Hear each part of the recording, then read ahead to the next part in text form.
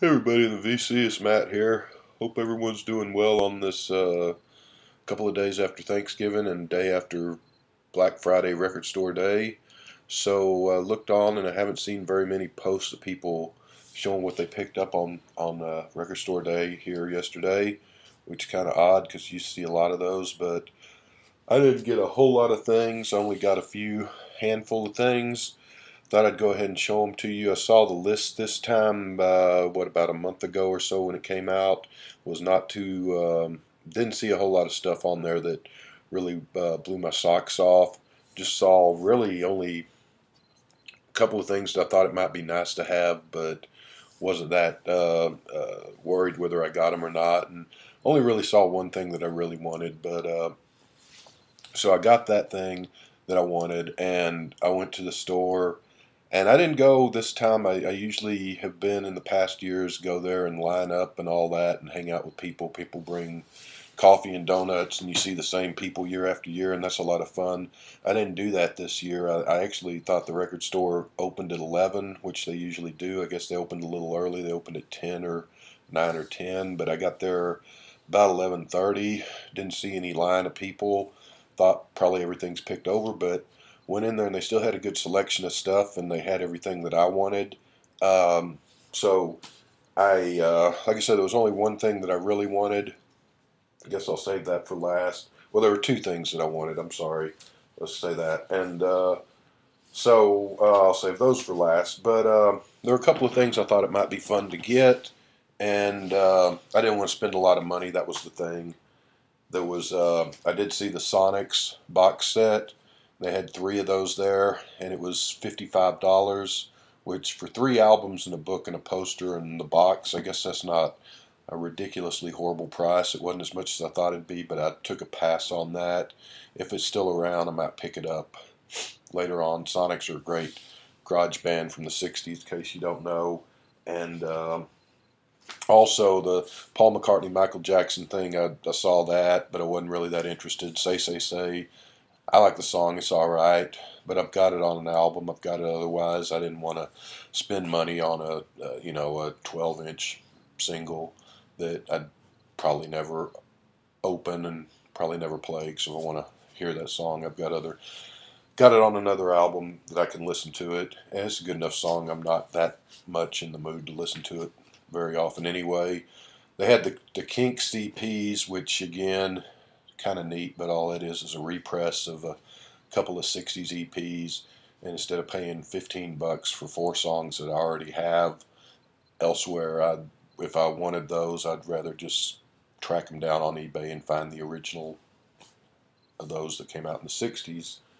So I took a pass on those. Otherwise, there wasn't, there was a good amount of records that came out, but a bunch of stuff that I just wasn't really that interested in. But one thing I thought when I saw the list, I thought, well, that might be cool if it's in. And of course it was in, so I went ahead and bought it. I spent a little more than I wanted to. Ended up getting, like I said, a few things. But went ahead and got a copy of this. It's Carl Perkins' first album. It says here that it's 1,500 copies worldwide and was the original, his first album from 1957 on Sun Records, and it's previously been out of press for decades. So there you go. And, I know Carl Perkins hits. I know that the Beatles have covered quite a few of his songs, three or four of his songs. Don't know much about him otherwise. Let me show you this. It's got of course, the cool Sun label. And this is pretty cool. It's on, I don't know if that's kind of show up or not, but it's kind of green, blue, green, sort of like a Coke bottle color there. And actually plays really well. I played this, I actually played all of these records yesterday, and this one I played, not yesterday, but this morning. I played the other three yesterday, and I played this through about three times. So I didn't know what to expect. Basically knew what to expect, but I mean, other than his hits, I don't know his music that well is what I'm saying. So everything on here is really top notch. It's a great album. I think he wrote all the songs on here with the exception of two of them. One of the songs is Only You, which I think someone else wrote, which is a good song, but not one of my favorites. But he does a really good version of it. Of course, Only You is a song that a whole bunch of people have covered. But so that's a good buy, and I played this already 3 times. I really enjoyed it, and that's one thing about Record Store Day I've been trying to do these last few years is to in the earlier years I sort of went over the top and just bought a bunch of stuff, and a lot of those records every once in a while I'll see them in my collection that I've played them once. I think there's a few of them I've never played.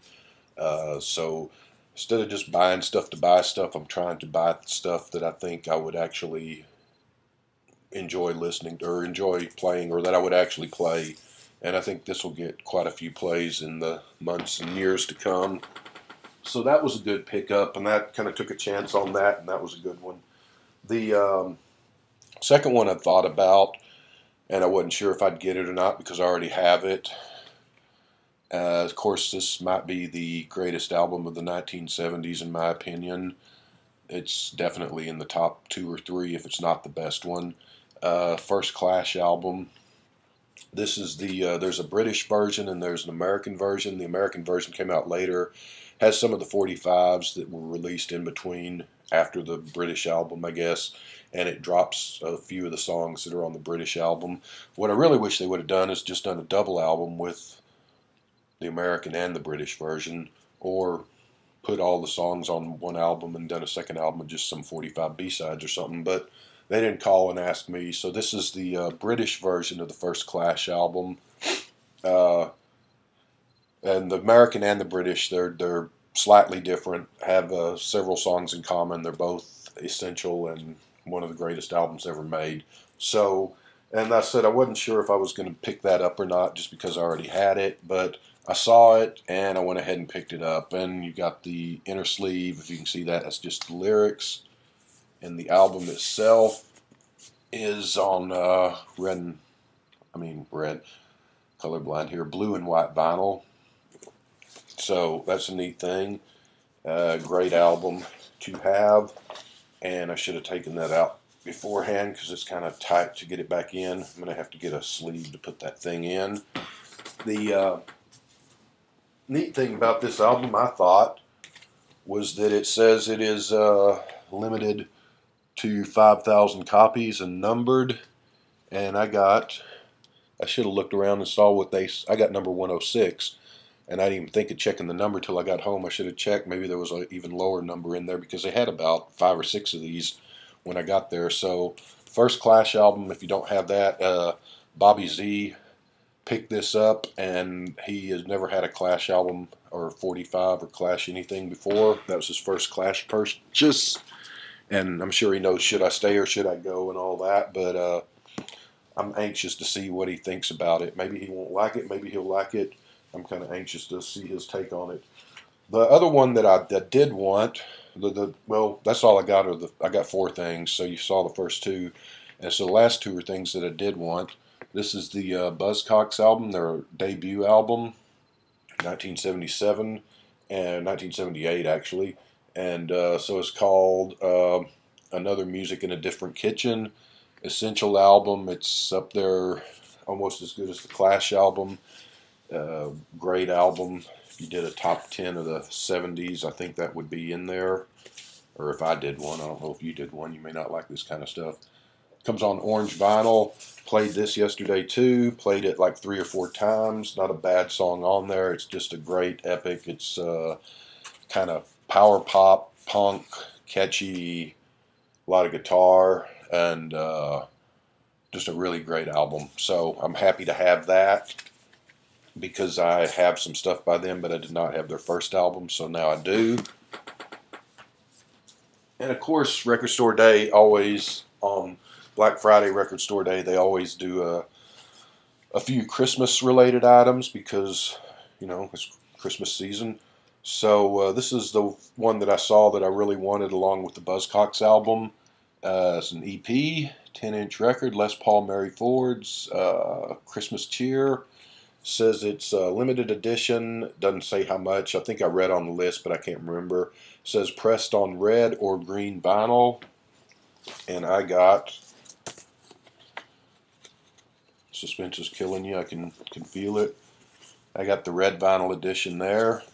Got the cool old Capitol label, and you got 3 songs per side. That totals 6 songs for the entire EP.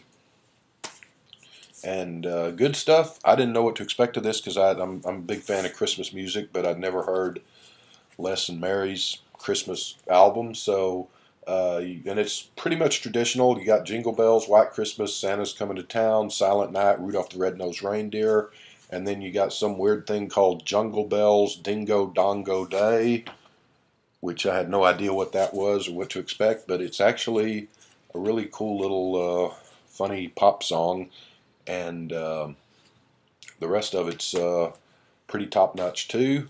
So I played that last night, and it's short because it's an EP. Played it through about 3 times. Really good stuff. Really enjoyed it. So that is, set this over here, my record store day Black Friday adventure from 2015. We'll see what comes up next record store day. Had a pleased with what I got there. Had a good time, and I've played all those albums and enjoyed them. Like I said, I was somewhat familiar with the Buzzcocks. Of course, I knew the Clash. Was not really sure what to expect from the Carl Perkins or the Les Paul album. Both of them are top notch, so it was fun. Maybe someone else will make a video showing what they picked up on Black Friday Record Store Day. My Christmas contest is still ongoing through the 15th. Had 3 entries so far, so the odds are pretty good if you make an entry. And that's that. Everybody have a good, TCU won, so I'm not going to go to the national championship or win the Heisman, but 10-2 and be going to a pretty good bowl, and they beat Baylor. That's always a good thing. So happy post-Thanksgiving, post-Record Store Day, and happy early Christmas season, everybody.